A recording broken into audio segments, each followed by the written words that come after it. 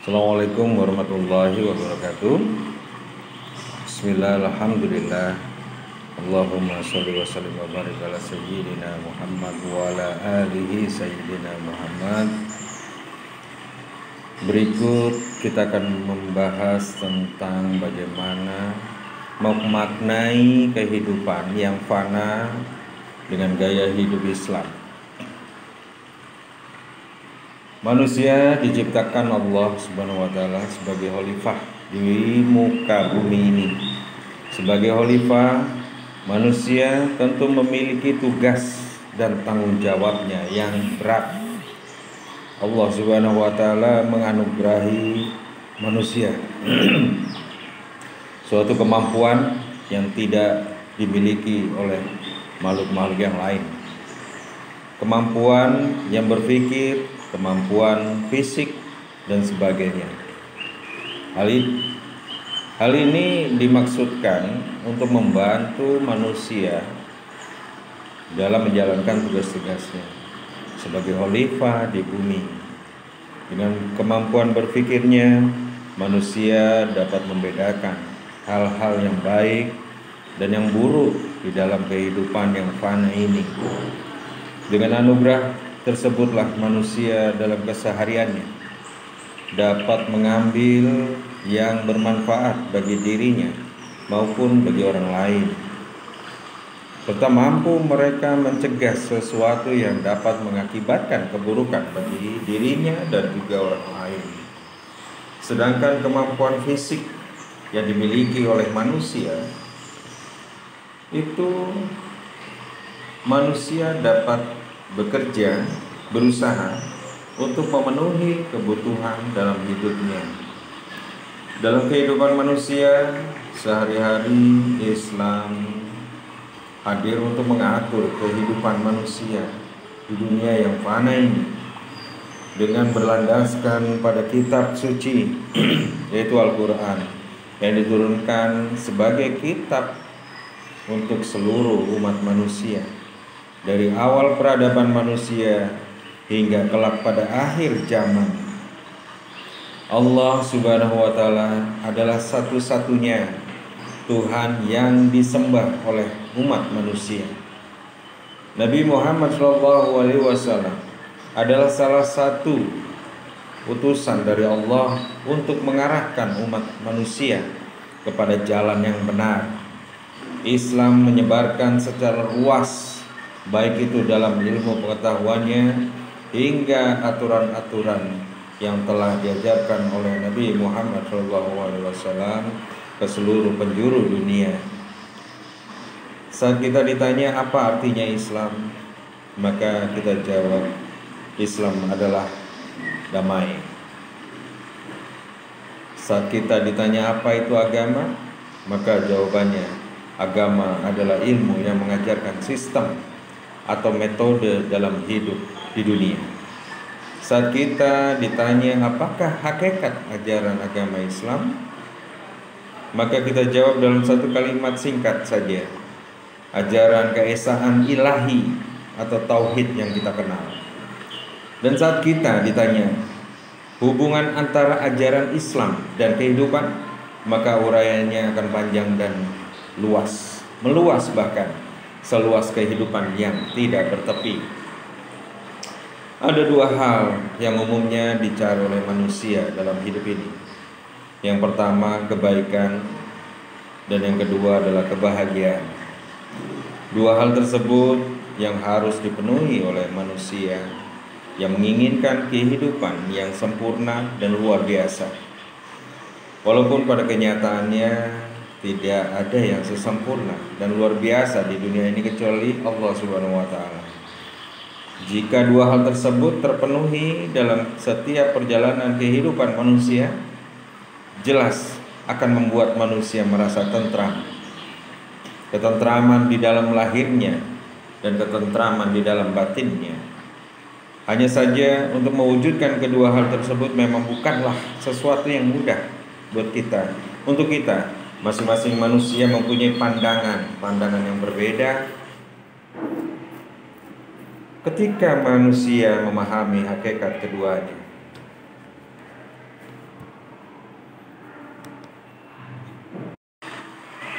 Hanya saja untuk mewujudkan kedua hal tersebut memang bukanlah sesuatu yang mudah. Perbedaan ini yang mendasari munculnya beragam gaya hidup manusia. Perbedaan cara pandang yang akhirnya menjadi perbedaan persepsi. Itu muncul beragam cara hidup atau yang lebih populer disebut dengan perbedaan gaya hidup. Bagi umat muslim, gaya hidup itu setiap individu telah diatur oleh Tuhannya, yaitu Allah Subhanahu wa taala dan Rasulnya melalui Al-Quran dan As-Sunnahnya. Yang keduanya adalah penuntun yang paling tepat untuk menuju ke arah jalan yang lebih luas.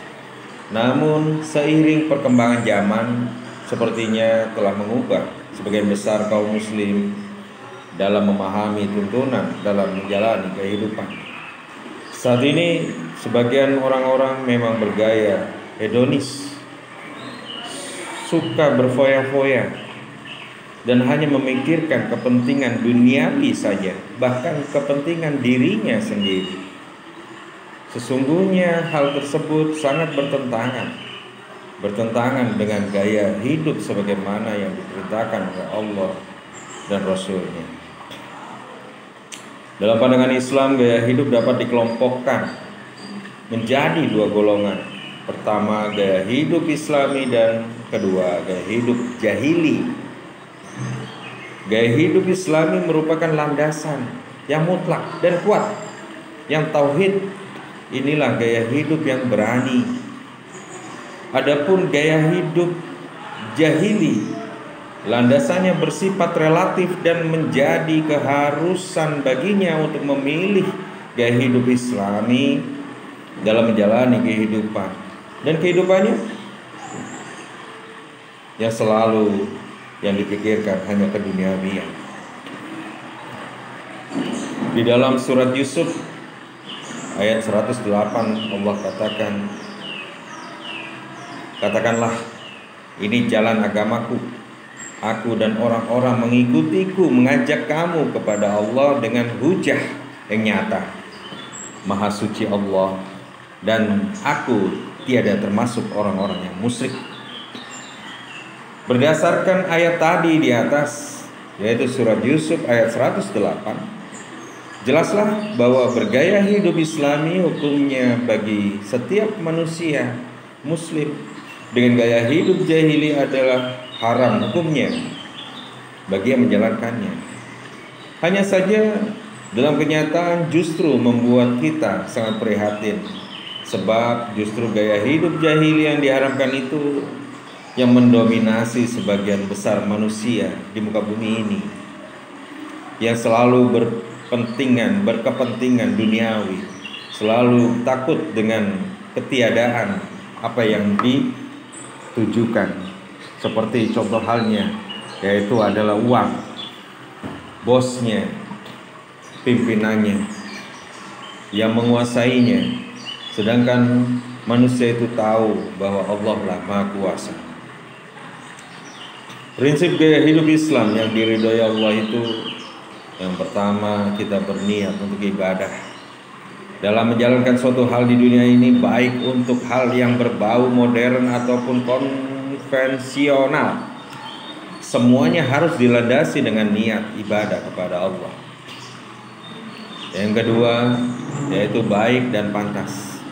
Segala gaya yang dapat dilakukan dalam kehidupan harus berlandaskan pada dasar baik dan pantas.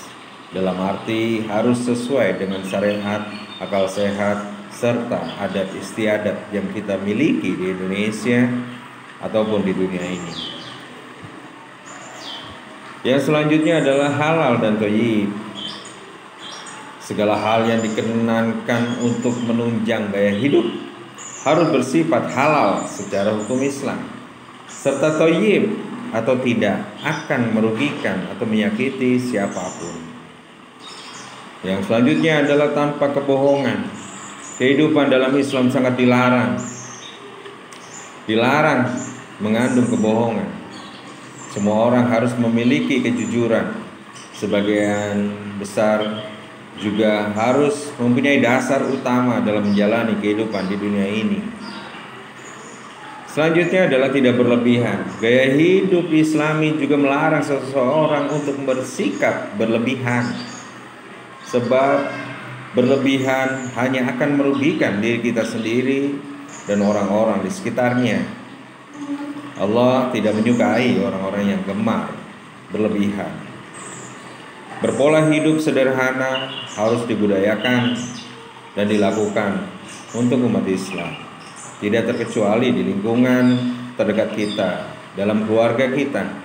Kalau orang tua memberikan contoh pada anak-anaknya tentang kesederhanaan, maka anak-anaknya akan terjaga dari merasa dirinya lebih daripada orang lain, tidak senang dengan kemewahan, dan mampu mengendalikan dirinya dalam hidup bermewah-mewah. Sederhana adalah suatu keindahan. Mengapa? Karena seseorang yang sederhana akan mudah melepaskan dirinya dari kesombongan dan lebih mudah merasakan penderitaan orang lain. Jadi, bagi orang yang merasa penampilannya kurang indah, perindahlah dengan kesederhanaan. Sederhana adalah buah dari kekuatan yang mengendalikan diri dari keinginan sang manusia. Dalam Islam, kaya itu bukan hal yang dilarang, bahkan dianjurkan. Perintah zakat bisa dipenuhi oleh kita kalau kita punya harta. Demikian pula pemerintah yang begitu kaya raya, pemerintah yang begitu berkuasa bisa berbagi dengan rakyat-rakyatnya. Demikian pula perintah haji dan kebaikan-kebaikan lainnya bergantung pada kekayaan. Yang dilarang itu adalah berlebih-lebihan dan bermewah-mewahan. Hal tersebut bukan berarti mengajak untuk miskin, bukan, tapi mengajak agar kita berhati-hati dengan kehidupan kita. Hidup mewah yang berlebihan itu tidak boleh. Satu hal yang penting ternyata di negara kita maupun negara orang lain, ya, di negara manapun orang yang bersahaja itu lebih disegani, lebih dihormati daripada orang yang bergelimang dengan kemewahan duniawinya saja. Nabi Muhammad SAW adalah sosok yang sangat sederhana. Walaupun harta beliau yang begitu luar biasa banyaknya, rumah beliau yang sangat sederhana, tidak ada singgasana, tidak ada mahkota. Walaupun jika beliau mau, hal itu akan sangat mudah sekali beliau dapatkan. Lalu untuk apa Nabi Muhammad SAW memiliki harta? Beliau menggunakan harta tersebut untuk menyebarkan risalah Islam, berdakwah, membantu fakir miskin, dan memberdayakan orang-orang yang lemah. Dari apa yang dicontohkan Nabi Muhammad SAW, kita harus kaya dan harus mendistribusikan kekayaan tersebut kepada orang lain, kepada orang-orang sebanyak-banyaknya, terutama untuk orang-orang yang terdekat dengan kita. Maka bila kita memiliki uang dan kebutuhan keluarga yang telah terpenuhi, bersihkanlah dari hak orang lain dengan berzakat. Kalau masih ada lebih, maka siapkanlah untuk kerabat yang membutuhkannya. Kekayaan kita harus dapat dinikmati oleh banyak orang. Sederhana, tidak berlebihan akan menjadikan kita memiliki anggaran berlebihan untuk ibadah. Untuk meningkatkan kemampuan, kita beramal soleh, menolong sesama. Bukankah perilaku hemat dan hidup sederhana dan membantu meringankan kita di masa depan nanti? Pentingnya bagi kita hidup hemat dan kesederhanaan merupakan langkah terbaik yang kita lakukan dalam kehidupan kita sehari-hari. Di dalam Al-Quran di surat Al-An'am, ya, ayat 165. Dan dialah yang menjadikan kamu penguasa-penguasa di bumi, dan dia meninggikan sebagian kamu atas sebagian yang lain beberapa derajat untuk mengujimu tentang apa yang diberikannya kepadamu. Sesungguhnya Tuhanmu amat cepat siksanya, dan sesungguhnya Dia Maha Pengampun lagi Maha Penyayang. Setiap muslim adalah pelayan bagi bumi. Setiap muslim, manusia khususnya, adalah suatu makhluk yang saling keterikatan satu dengan yang lain. Dan Islam adalah agama yang adil. Kita harus berusaha untuk hidup dalam keselarasan, kesederhanaan, agar ketenangan jiwa, ketentraman selalu ada di dalam hati kita, yang insya Allah akan membawa kita lebih dekat kepada Allah Subhanahu wa Ta'ala. Hidup hanya sekali, gunakanlah untuk kebaikan dan bermanfaatlah diri kita untuk semuanya. Wallahu a'lam bishawab. Assalamualaikum warahmatullahi wabarakatuh.